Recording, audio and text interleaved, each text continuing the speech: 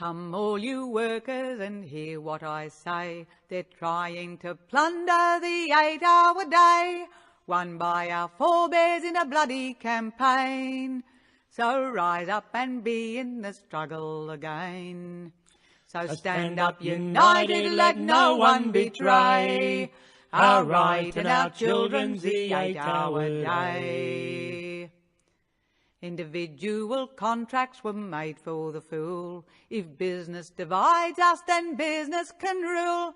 If we let the government back what they say, it's a 12-hour shift. So who were the Chinese 6 companies?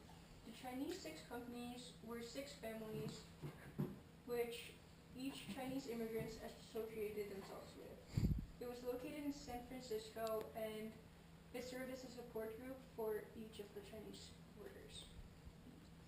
Now, would I be correct in assuming that such a family as this would be interested in helping their family members against discrimination and such? Yes. Right. So didn't the 6 companies write some sort of memorial or something to the government? Yes, it's called the Memorial of the 6 Chinese Companies. And what was involved in that? It was a letter for the president during a time, and it was talking about how they were being discriminated against and how they wanted the same rights as Americans. They worked really hard, they weren't taking their jobs, and just because they have a really different culture doesn't mean they're treated. No, they shouldn't be treated any differently. Exactly. Alright. Do the Memorial of the 6 companies help the Chinese situation at all? It did not help the Chinese. So overall, would you say that the government reacted very poorly to the Chinese discrimination system, problem, or just, how would you say they reacted? Nothing really changed. They didn't really react, they didn't change anything. Anti-Chinese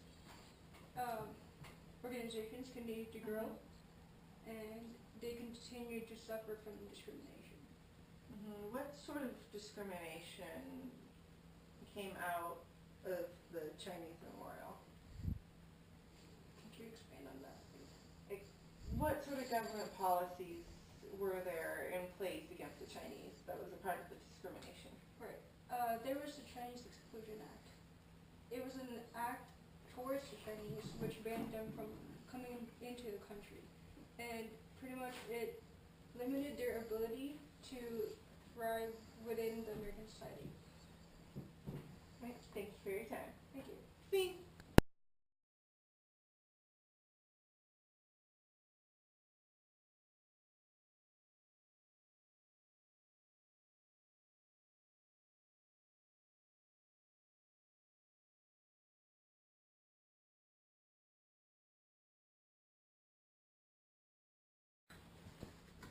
Hi, I'm Ansu Lewis, and I will be interviewing Katie Martinez, cat enthusiast, on race in the industrial era.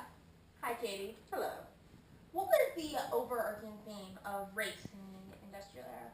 I would definitely have to say the overarching theme would have been one of inequality. What specifically was unequal?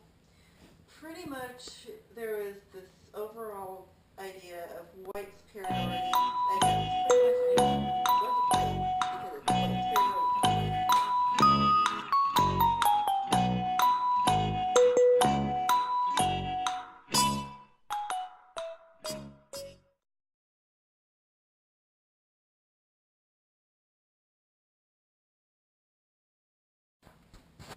And we're back.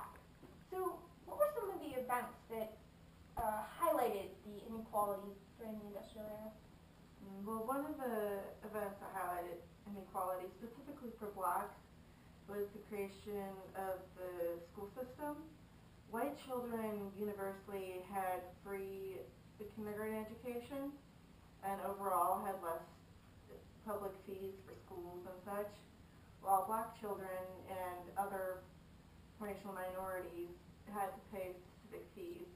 And oftentimes schools were segregated, so there would be a school for whites, a school for African Americans, and a school for other children, such as Asian minorities.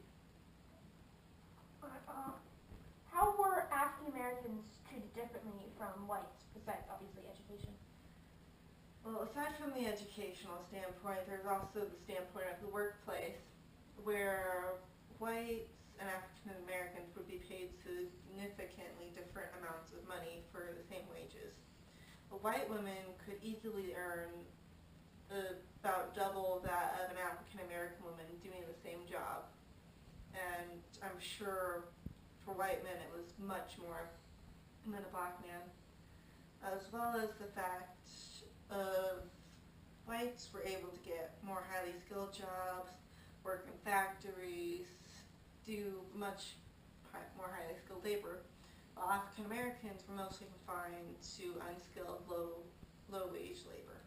So were African Americans able to move from like the lower class to the middle class at all, or were they just stuck in the lower class? On occasion there were the African Americans who would move to the middle class, and those would be generally be salespeople exploiting their own African Americans, because most whites would refuse to buy from an African American salesperson. What were some prominent African Americans during this time period? Two prominent African Americans at this time period were Booker T. Washington and W.E.B. Du Bois, and they were two sides of the same coin, pretty much. Washington was of the idea that African Americans had plenty of rights. They should work on improving themselves inside their own society. While Du Bois, on the other hand, thought that African Americans should have full civil liberties and civil rights, just the same as any white person. He believed that African Americans and whites were equal, that there was no need for superiority complex, because of the fact that Du Bois was the first African American with a PhD, so he knew firsthand that African Americans could do everything that whites could do. We're good. Oh, we're starting. Okay, hello. Welcome to the News Bowl reporting room, in which we eat cereal and ask people random questions. Random person we pulled off the street who then handed me these note cards. Why are you here again? Okay, what was the overarching theme of gender in the industrial era? While you're at it, could you please tell me who you are? I'm your sister. And the overarching theme of gender in the industrial era was sort of an opportunity combined with discrimination. Like, women were able to move away from the home and be able to actually be independent, but they were still paid lower wages than their male counterparts. Fascinating. What was the factory life like? So factory life for women, it started out actually really great. There was the Lowell mill house girls, who they were relatively independent. They were able to get educated. They were with women their own age. They were earning wages to support their family. Mm-hmm. You know what? You should talk about loom and spindles. That sounds like a great thing to start off next. Loom and Spindle was written by this woman who actually grew up in the Lowell Mill House, and she was talking about life there, and she started out basically fixing the bobby pins, because they sewed, and she'd change out the bobby pins, and it was really fascinating to hear her talk about it. Okay, so she wrote a book about this, so does that mean women were suddenly getting more educated? Yes, they were learning how to read and write and do mathematics, like not nearly at the skill that men had, but still far more than in the past. Okay. So, what's a Lowell offering? Is that like some sort of pig sacrifice? No, the Lowell offering was a magazine that actually this pastor or reverend, I don't know, started. No, what's the big difference between pastor and reverend? You know, right?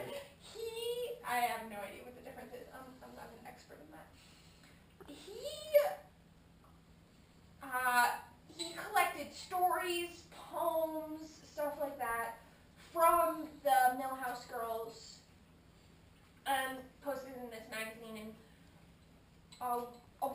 talked about life at the Mill House. One of them was written from the perspective of, like, I'm giving you a factory tour. Like, I'm giving you a tour of the factory, and this is what the factory is like, and this is what each room is for. And it sort of shows not only were women getting more educated, they were able to, like, write stories and think critically and do all these things that women just didn't do before that. Okay.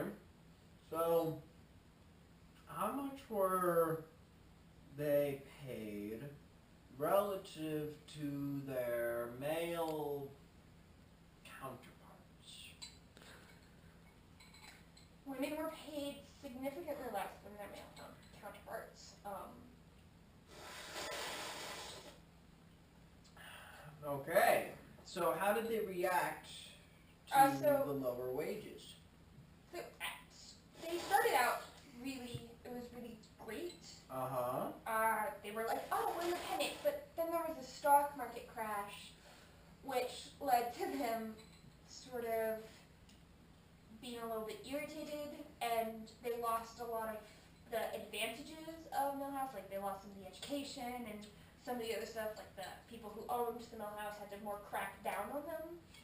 And they actually organized one of the first workers' strikes in history over, like, the fact that not only were they being paid a lot less than their male counterparts, but they were being paid a lot less than they had when they had started because of the stock market crash. Mostly because of. Alright, well, thank you very much, Anjali, for coming on today. Now, could you please let the bum that's sitting at our door in next? I have a couple questions I have to ask him about the tenor of his voice. Thank you. Goodbye.